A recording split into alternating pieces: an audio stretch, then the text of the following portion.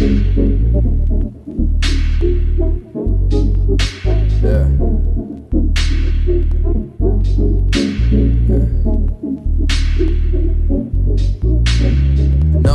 write the verse in my mind, struggle with lines so I write them in rhyme. Used to make notes in my hand, couldn't move. Now I just type with my thoughts all the time, like I'm writing my life in these notes on my phone, like I'm leaving my life in these notes on your soul. What I say? You told me I forgot. I guess I write songs cause my mind don't stop. This way I keep all my thoughts written down. The thought of forgetting my life. Yeah, so my name is Rikesh. I also go by the name of Rix, and I do a few things. That time to define, so searching for days like I'm lost in a maze. In a way I kinda like that, I write low. I guess I never strayed at my time zone. I guess I believe I'm a psycho. I guess I believe in myself. From uni, I started working at a couple like hip-hop labels, essentially doing their content management and that kind of stuff. From there I moved to a social media agency in which we then made like a digital magazine but through video. So we were doing a lot of video interviews with artists and musicians, ended up putting on a few events, which was really cool. So I got to experiment quite a lot with the general creative art. So I was doing video, art direction, event management, ended up freelancing for a couple years, give or take, just doing a lot of photography, a lot of music, a lot of social media consultation. From there I moved to a social media agency called Born Social as a creative, and then progressed to senior creative, and now moving into menswear. So yeah, Ooh, nice variety. Yeah, it's been exciting. It's been exciting.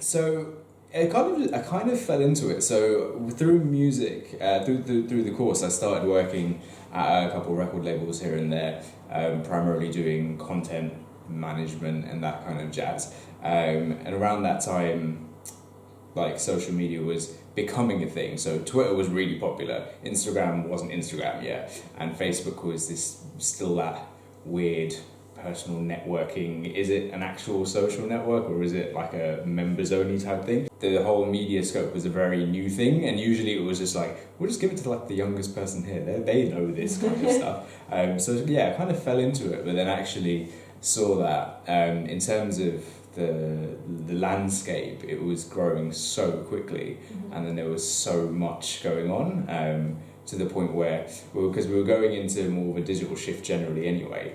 And how that would like integrate with phones and how you'd kind of view content and that kind of stuff was really, really exciting. So yeah, I didn't set out wanting to go into social media. It was definitely media, then digital and creative, which then became social. But I think it was a case of like right place at the right time. Got to kind of be part of it as it began to grow, and just continued going down that path.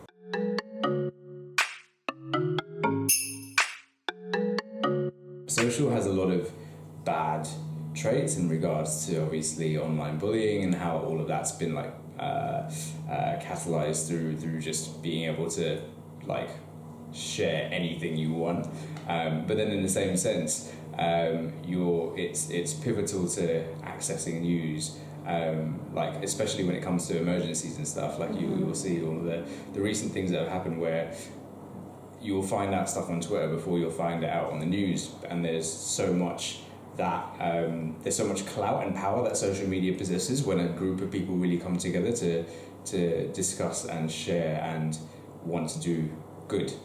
So it has its pros and cons, but I think the thing that I most enjoy about it is there are developments literally every single day. So we're still almost continuously venturing into the unknown as tech continues to develop. So that's probably the thing, the fact that it's just continuously exciting. It's never been monotonous, and I don't think it ever will be. And what would you say is the toughest part?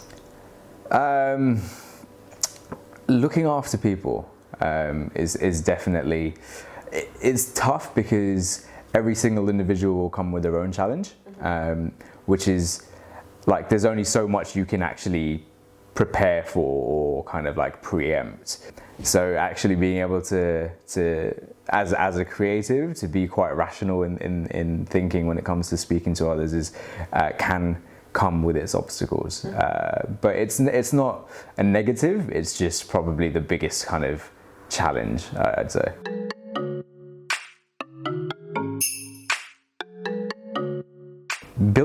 portfolio and don't wait for the opportunity to do it. Like every single second you have is an opportunity to do so.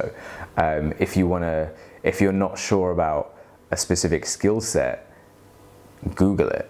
Like about 90% of all things you can possibly learn, you can learn from Google and YouTube and tutorials. That's how most creatives kind of got into it. But essentially it's having that desire and determination to really push yourself to actually do it. When it comes to like looking for new people to work with, nowadays, I literally judge so many people by their Instagram.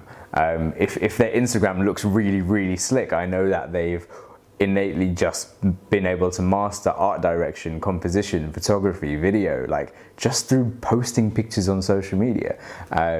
So really, really shouting about yourself as well, because in this day and age, it's like creative as well as pretty much everything else, especially in the social space, is so saturated to the point where it's really difficult to make your voice heard, but quality will always speak for itself. So yeah, like you've got the opportunity. Instagram is literally an opportunity to have an online portfolio without actually you having to build your own website or do anything. It's so easy. It's like it's a free thing that you can have on your phone as well. So that's the second thing I'd say. Definitely like build your portfolio because it's so easy to do it now.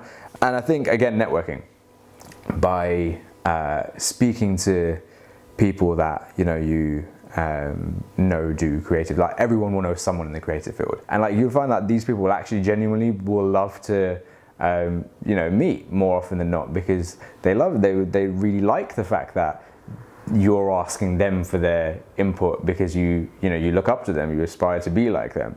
And yeah, it's not as scary as people think it would be.